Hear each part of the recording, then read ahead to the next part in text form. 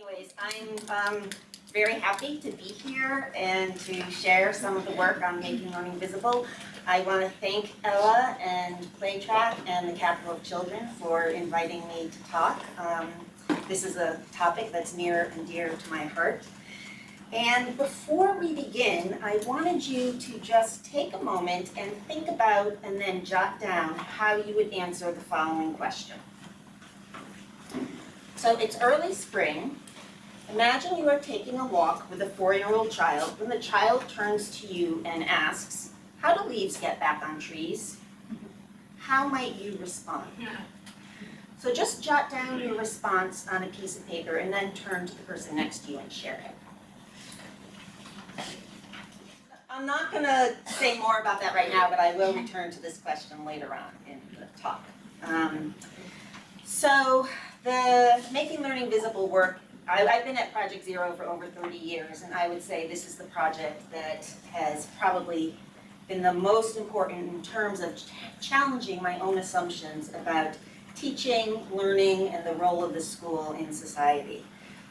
So what I'm going to do now is give you a brief overview of the Making Learning Visible project. Then we're going to delve right into an example of a learning group of children in the Villetta School in Reggio Emilia, Italy. I'm going to talk about what we see as 4 key features of what makes a group a learning group. And then I'm also going to explore different definitions of documentation and share some examples from work that we've done in the United States, not just in early childhood, but through secondary school. So I have 2 learning goals for the next hour. First is, we're in groups all the time, right? We're in a group now. Would you say that this group is a learning group? Why or why not? What makes a group a learning group? And in Reggio Emilia, they talk about this in some ways as a pedagogy of relationships. Second, how does documenting learning not just make learning visible, but change the nature of the learning that takes place? And again, in Reggio, one way they think about this is as a pedagogy of listening. So how many people here are not familiar with Project Zero? Okay, so just briefly, Project Zero is a research group at the Harvard Graduate School of Education. We just celebrated our 50th birthday. And so for a little over 50 years, we've been investigating learning processes and how they happen in children and adults and organizations. We have many different kinds of projects. Ella was talking about one I'm involved in on creating a pedagogy of play with teachers at the International School of Bieland. We also have projects that look at how to teach for global competence. And Howard Gardner right now is involved in a very big study on what is the meaning of a liberal arts and sciences education in the 21st century. And just about to come out with findings about that. But no matter what the actual focus of our work is, we are always asking 3 questions. First, what does learning look like? Second, how and where does learning thrive? And then third, and this is what David Perkins refers to as the billion kroner question, or I guess he says dollars, but I want it to be culturally appropriate. What's worth understanding today and tomorrow? So this morning, I'm primarily going to be talking about the first 2, although the third comes up inevitably. So Ella told me that everybody here is familiar with the Reggio Emilia preschools in northern Italy, so I'm not going to introduce them. This is a typical scene from some years ago, but of the presence of documentation in the classroom. So you can see an audio recorder next to those boys who are working. One example of the extraordinary quality of the work that children produce, this is one of the theaters in the town, and when they needed a new theater curtain, they invited a preschool classroom to design the curtain for the theater. And this is, can we turn off actually the lights for, Yeah. it's kind of hard. Great. This is the theater curtain designed by the children with the support of the adults. It's called Ring of Transformation. Along with this product that contributes to the community, the teachers also wrote a book about the learning processes that the adults and the children went through, including their reflections and analysis on what are we learning about how humans learn from this project. So Making Learning Visible began about a little over 20 years ago as a collaboration between Project Zero researchers and educators in the Reggio Emilia preschools. In this first phase of the work, we were grounded in what the teachers do in the Reggio classroom. We were very interested in looking at how is it possible that children can create the type of work that challenges assumptions about what young children are capable of, and how does documentation and learning in a group, and in particular small groups, support that learning. So this book represents the product from our first phase of research called Making Learning Visible, Children as Individual and Group Learners. Is anybody here familiar with that book? Raise your hand if you're familiar with it. Okay, so this really shares perspectives both from the United States and Reggio Emilia, but it's grounded in the Italian classrooms. So our next question was, what would it mean to take these ideas that we are learning about with regard to supporting learning in groups and documentation, bring them back across the ocean, not just in early childhood, but for use with teachers teaching from young children through secondary school, as well as teacher educators. And this book, Visible Learners, Promoting Reggio-Inspired Approaches in All Schools, shares the results of that work. And I think writing this book that really was based on co-researching with teachers and students made me think that I think there are 3 entry points or ways into almost any new enterprise. So one is rich illustrations of what it looks like. Remember, what does learning look like? So we share rich examples of what group learning looks like from young children through secondary school.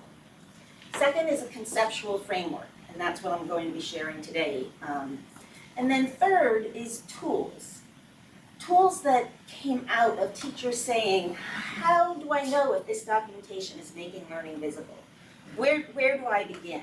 How do I engage families? How can I share this with the community? So the tools are a very practical way so teachers don't have to reinvent the wheel. So this book has all 3, conceptual framework, illustrations, and then 25 tools.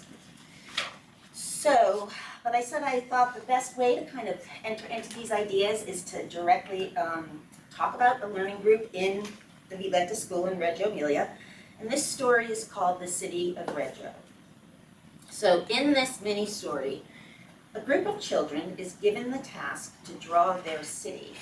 And it's part of a larger research project that involves 14 schools across 6 months. So for a bunch of time, teachers have been asking themselves and children questions about what does it mean to live in this city.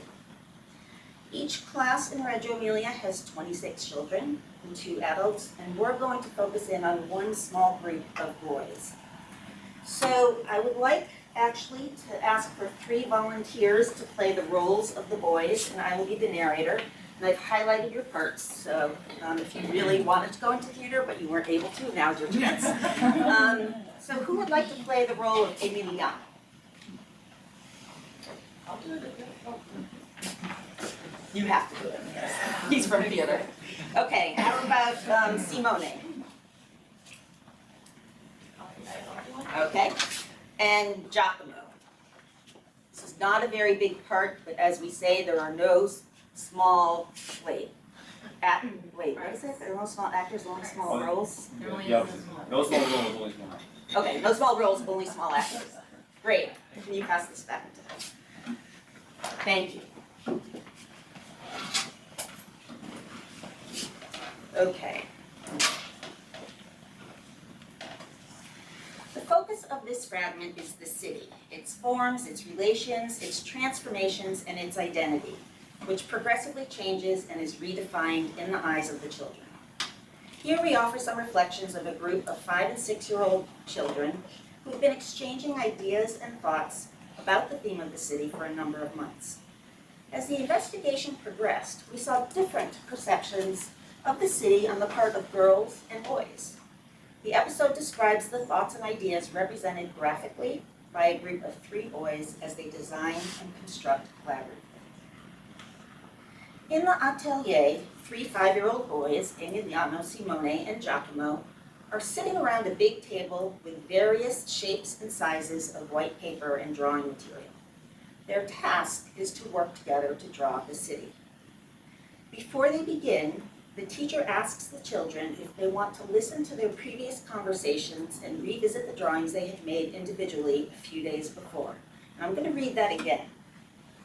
Before they begin, the teacher asks the children if they want to listen to their previous conversations and revisit the drawings they had made individually a few days before. The boys agree. After some discussion, the 3 boys decide to choose the largest piece of paper on the table. To make a city that's really big, you need a big piece of paper. As big as the earth, as big as the city. Emiliano and Simone begin to draw, while Giacomo places himself at the side of the piece of paper. Conversation among the boys is almost absent at the beginning. It seems that the initial agreement about where to start in drawing the city has been enough to enable them to proceed. While Emiliano and Simone sit close together and begin to draw the central square of the city, Giacomo, sitting beside the paper with his elbows on the table and his chin resting on his hands, seems for now to have decided just to observe what's happening. In this first phase, the verbal language that accompanies Emiliano and Simone's graphic representation focuses on the essential. All cities start from a square. That's in the middle of the city. Okay, we'll leave space at the bottom to make a street. That way, people can leave and go out. Giacomo still seems not to participate in the group. For the moment, the teacher decides not to urge him to take part. Perhaps it is better to wait for him or for the situation to make the decision instead. Meanwhile, Emiliano and Simone are drawing very close together, their hands overlap, they switch seats often, while the curves of the street they are drawing steadily approach Giacomo. Perhaps it is an initial invitation to their friend to take part in the project. The streets go to so many places, and there's one square after another in the city. Yeah, otherwise you get lost. We'll make it with some curves that go that way, toward where Giacomo is. After about 20 minutes, Simone explicitly invites Giacomo to participate. Giacomo, why aren't you doing anything? His friend's request makes Giacomo slightly uncomfortable, and after this call to participate, he replies, Cities have to work. I have to see if it works. See, Giacomo, this is a different square. It's the one with the field where the children play, and all the houses are different. This explanation by Emiliano gives Giacomo the possibility of entering into a relationship with the other 2 children by way of an offer of competence. Giacomo, can you draw the roofs of the houses? Come on, try. I know how to make houses with ground roofs. Will you help us then? Okay. More than 30 minutes have passed since the work began, and in this phase, the project becomes more clearly defined. The repetition of certain models, such as the square, facilitates the children's shared planning and execute. Now it is Giacomo who makes proposals. Let's make another square. I'm sure there are lots of squares in the city. Should we make one with a soccer player who's practicing? Yeah, good idea. The 3 boys are now working side by side, with Simone occupying the central position in the group and engaging his companions in discussion. Just when the whole group is formed, however, it divides again. Emiliano, realizing that all 3 boys are working in a restricted space, decides to move to the other side of the paper to make the sidewalks. Now Simone and Giacomo form a new pair. The square that is represented also becomes a resting point, a place of conversation, a stimulus for the boys' verbal and graphic development. It seems clear that the streets that are drawn become connections between one square and another, a kind of backbone that progressively traces the outlines of the city as it grows. The city that is developing seems to be defined by the functions carried out inside it. In the squares, there are people talking. There are pretty squares and ugly ones. Then there are also some squares for parked cars and for soccer players. I think cities that don't have squares are kind of strange. I think they don't work well because the people don't know where to be. Cities are all connected by the streets and the railroads, right, Giacomo? Well, yeah, the streets are important for keeping the city together and for making it work. Giacomo connects another street to Emiliano Street, while Simone adds the railroad and the playground. The first elements of autobiographical narration emerge. In the afternoon, I go to play at Campo di Marte Park. Wow, well pronounced. Each boy now focuses on his own ideas, and the verbal interaction of the group is suspended. Simone's railroad, Giacomo's streets that lead to the center of town, and Emiliano's small squares are being added to the map and providing new connections and new complexities. As a group, the boys produce their own idea of a city and progressively define the objectives they want to reach together. The ultimate goal is to make an interconnected city. It must be possible to find a path through the whole city, and each boy steadfastly pursues this mission. At this point, the city appears to be such a complex urban web that a pause is needed to check the new connections. We need to see if it's all connected. Like in real cities. We need to make sure that the whole city is connected and that nobody gets lost. The children think about how to verify this and finally agree to go over the streets with their fingers. The task will be carried out by each member of the group, a rule of fairness on which everyone agrees. Emiliano, after having traveled through the city and its connections, gives a new impetus to the work by asking a question. Hey guys, but how can you live in the city at night? We don't have any lights for the streets, we don't have electricity. This relaunching of the project generates new ideas and requires that new roles be taken on in the group. When their work is finished and the children revisit the map with the teacher, they assess not only the aesthetic result of their representation, but also the consistency between the ideas expressed in the group as they worked and the final map of the city. We made a beautiful city, even though it's a little bit messy. All the streets take you somewhere. It's a city where you can't get lost, where you are not afraid. It's a city that could be Reggio Emilia, because that's the Campo di Marte, but it isn't Reggio. Maybe it's called City of the World, because all the people in the world can live in the city. The city represented by Emiliano, Simone, and Giacomo is one full of functions and connections.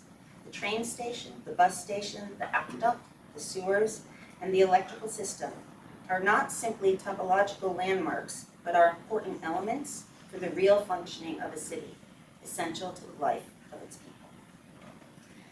And just so you don't think the girls weren't doing anything, this is a small group of girls, and this is the map that they created.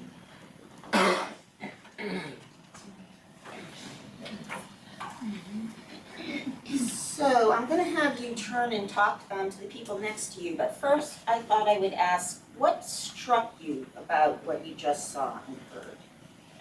What does learning look like?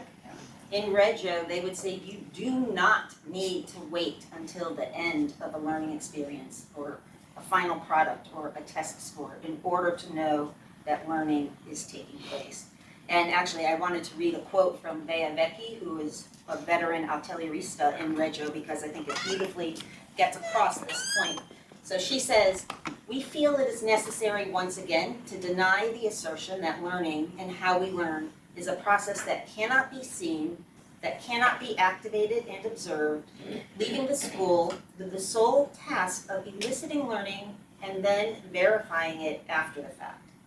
What we are interested in is precisely an attempt to see this process and to understand how the construction of doing, thinking, and knowing takes place, and what sorts of influences or modifications can occur in these processes."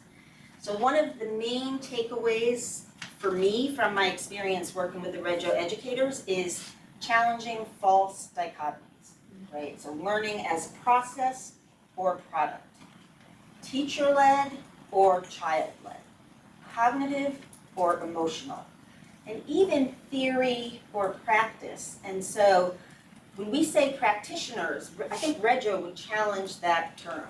They see teachers as theory generators as much as theory consumers.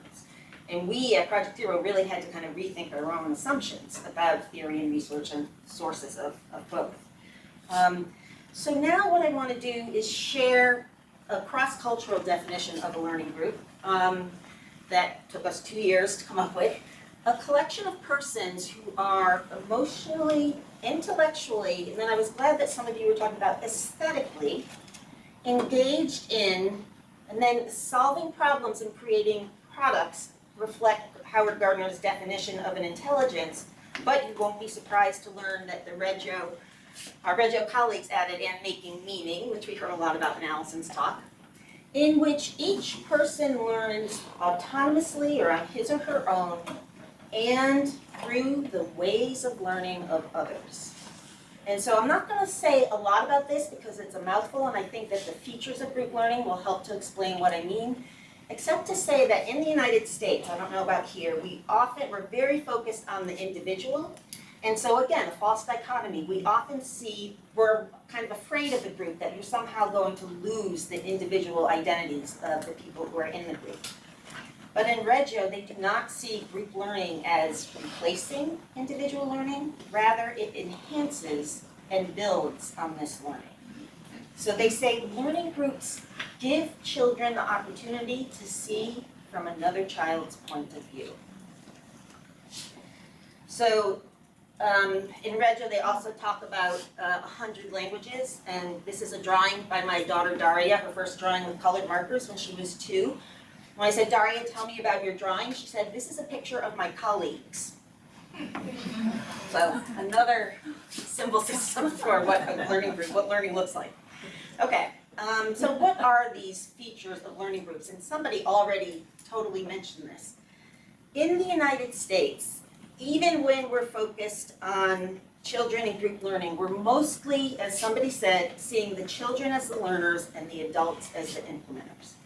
Parents, for example, are seldom considered part of the learning group.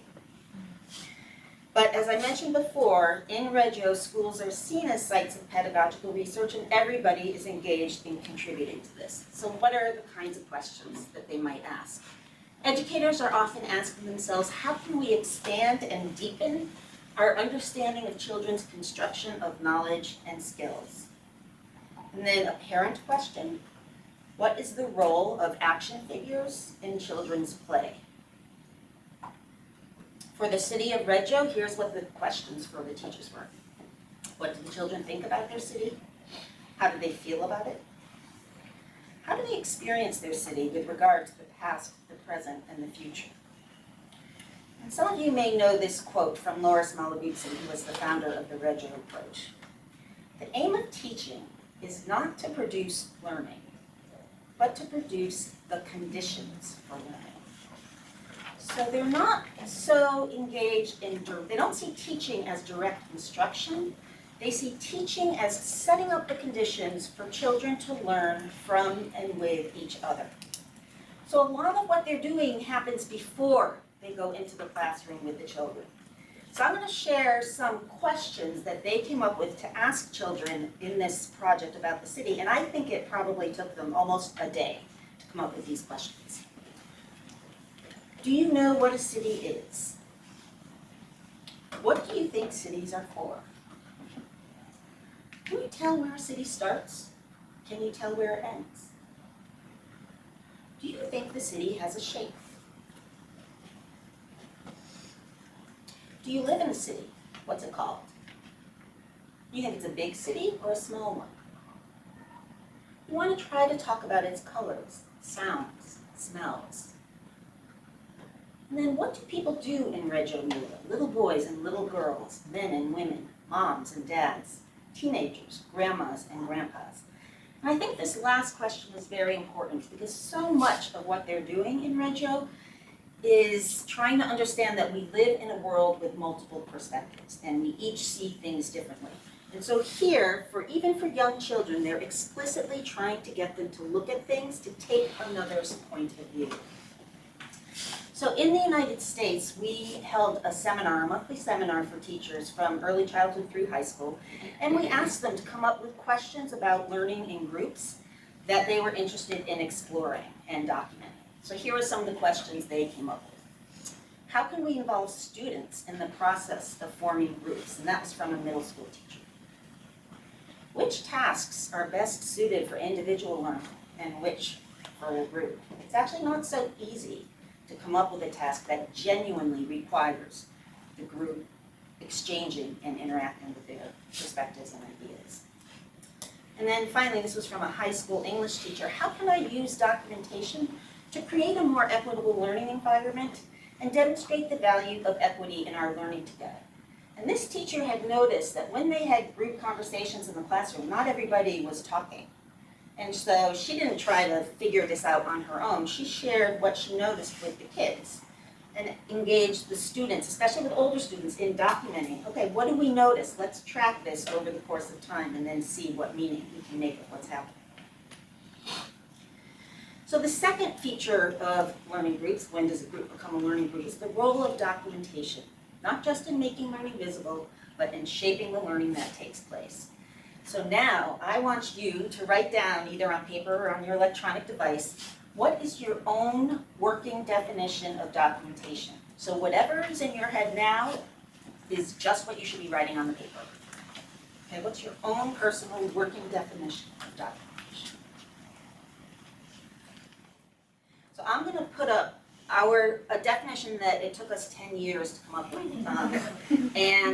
What I want you to do, so we thought long and hard about each word. I want you to compare this definition to what you wrote down, and then talk again to the people around you. What's a similarity and what's maybe a difference between this definition and what you wrote down? So we define documentation as 4 verbs. The practice of observing, recording, interpreting, and sharing or making public through different media. So try not just to use words or images, but some of each. Remember that pedagogy of relationships. The processes and products. So it's not just about the product, but neither is it just about the process. It's about both. And then why? Why would you document to begin with? At least in terms of documentation that makes learning visible, in order to deepen learning. Okay, so look at your own definitions, think about similarities and differences, and talk to the person next to you. So as I said, documentation has many different meanings. And one time I had put up this slide and someone in the audience was like, oh yeah, that's great, but where's the poetry? So I've since added another slide that perhaps has a somewhat more poetic definition or understandings of documentation. So I'm going to list them and then I'll give you an example of each. In Reggio, they also think about documentation as visible listening. Using the walls to advance learning. A memory for the group. Making children's or adults' work available for re-examination. And a political act. So this is Lynn Tucker, a science teacher that we worked with in 5th grade in the Boston area, who decided to use speech bubbles to show children's thinking about various scientific concepts that they were learning about. So here, Lynn has actually added a post-it with her own thinking. And the post-it not only shows that Jana, the student, is a learner, but that Lynn is a learner as well. So Lynn's learning has to do with how to interpret Jana's learning and how to help her in moving forward. So Lynn's post-it reads, Jana, like me, is still trying to understand causal relationships. She has made a comparison that helps her remember that density is the result of a relationship.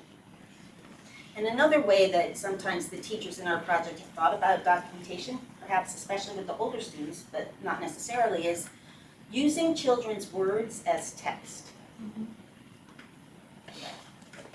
Are any of you familiar with thinking routines like See, Think, Wonder or Connect, Extend, Challenge? Some of you, okay, so Project Zero has another project which is called Visible Thinking, where they came up with very easy to use routines that teachers could pose in classrooms to kind of jumpstart thinking and make it visible. So this is an incredibly handy tool. I highly recommend that you take it and use it for whatever you want. It's a routine for looking at something new, works of art, other interesting things. And instead of do you like it or do you think it's good, it's what do you see, honing observation skills, describing without judgment. What does it make you think? And what does it make you wonder? And actually, some of the teachers we worked with in the school in Ohio, their kids were not wondering. When they asked, what do you wonder? The kids had a very hard time answering that question, so that taught them something about what was going on in their school. So here in this school in Ohio, the first grade teacher used the I see, think, wonder for kids who are looking at a chrysalis and butterflies. And she didn't just put it in the classroom, she put it out in the hall. And in Reggio, they have a saying, making learning visible makes learning possible. So when you make things public in a new way, you will be surprised by whose learning it ends up affecting. Another kindergarten teacher really thought that the way to start creating a learning group was to begin with language. So whenever her kids said something that supported learning from and with each other, she would put it up. So I was inspired by maybe another way you could do it is. And this was a reference both for the kids but also for the adults. Making students' work available for re-examination. This was an English teacher whose kids were studying Lord of the Flies. And so she was having a conversation with them about the important ideas in the book, and it was kind of flat. So she said, okay, I want you just to do some free writing for 20 minutes. That night, when she brought the writing home, she was impressed with the kinds of questions that kids were asking and their answers. But she thought, this is a shame. I'm the only person who's able to see this richness. They don't see each other's words.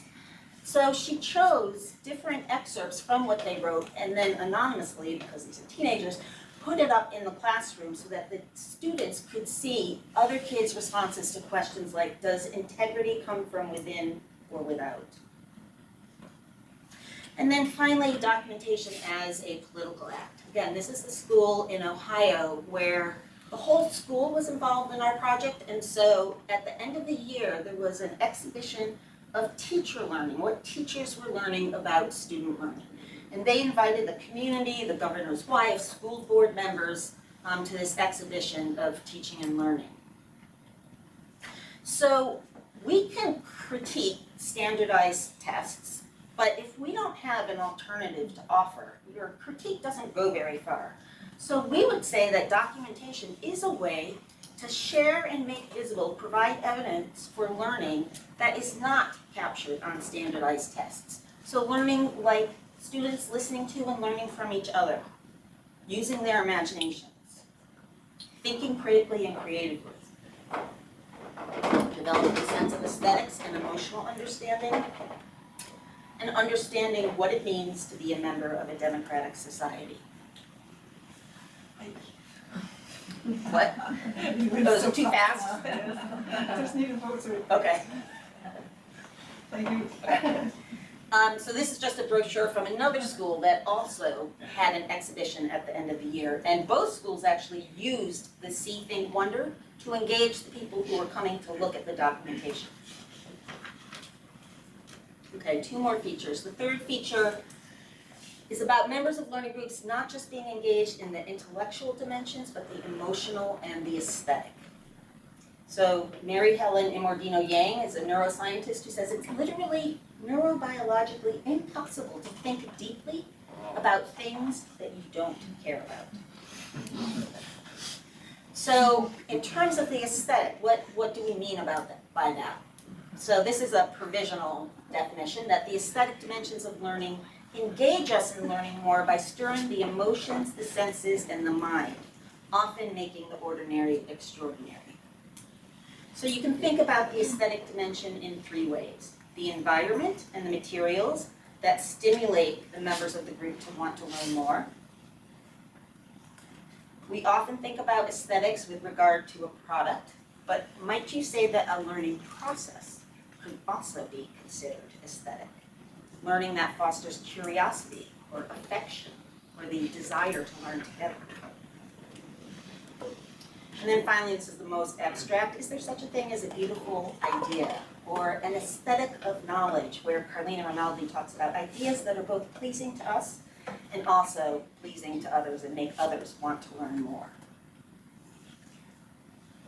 Okay, final feature. Yes, the focus of learning in groups is about individual learning.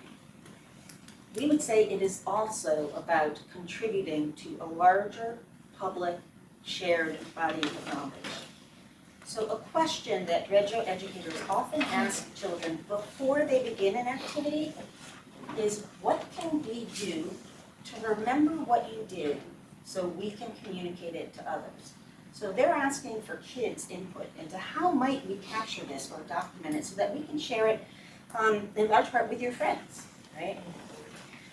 A fifth grade teacher that we worked with changed the questions that she asked her students on doing a unit on ecosystems by saying, now in the words in red, what is important for others to know about what we have learned about our ecosystem? How can we share what we learned about our ecosystem with others? How does your model help others deepen their understanding of the subject? She'd asked these questions before, but usually it was at the end of a project. Now she was asking these questions earlier. So now I'm going to return to that question that I asked you about.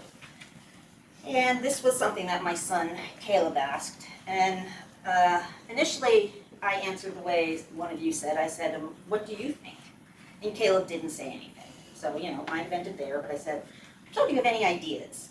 Caleb said, maybe people come around and find them on the ground and pick them up and put them back on the trees. So here is where my experience working with Reggio educators made me go to a move that I would not have gone to otherwise. So I might have said, that's interesting, or something along those lines, but instead I said, why don't you talk to the other kids in your class and see what they think?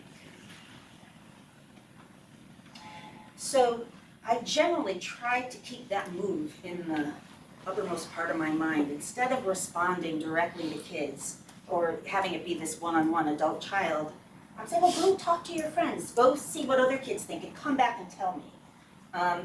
I think that's a move that doesn't require money. It doesn't require learning a whole new approach. I think it just doesn't occur to most of us.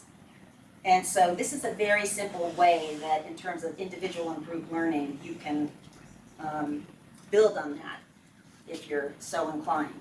This was a product from the city of Reggio, a guide to the city by the children. We used that to create projects that Ella was learning about at our conference, Children Are Citizens.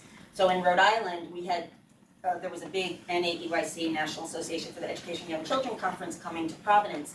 So we said, let's tell people where they can play. So the kids created a guide, and that's the mayor at the conference giving out this guide to all of the teacher educators who were at this conference. In Boston, we had kids create a how-to book and then had a public celebration of Kids Are the Experts. And then finally, in Washington, that's the most fleshed out example of this work, where the National Gallery of Art published full color versions of these over 200-page books with kids researching different parts of their city that they thought other kids would be interested in knowing. And I love the title of this middle one. What people like most is in this book. So that's a quick run through of the 4 features, and I want to close with a quote from Malaguzzi that I think captures what this is all about. So Malaguzzi says, it's obvious that between learning and teaching, we honor the first. It is not that we ostracize teaching, but we tell it, stand aside for a while and leave room for learning. Observe carefully what children do, and then, if you have understood well, perhaps teaching will be different from before. Learning and teaching should not stand on opposite sides of the bank and just watch the river flow by. Instead, they should embark together on a journey down the water. And I really think that documentation and group learning help teaching and learning to make that journey down the water. Thank you.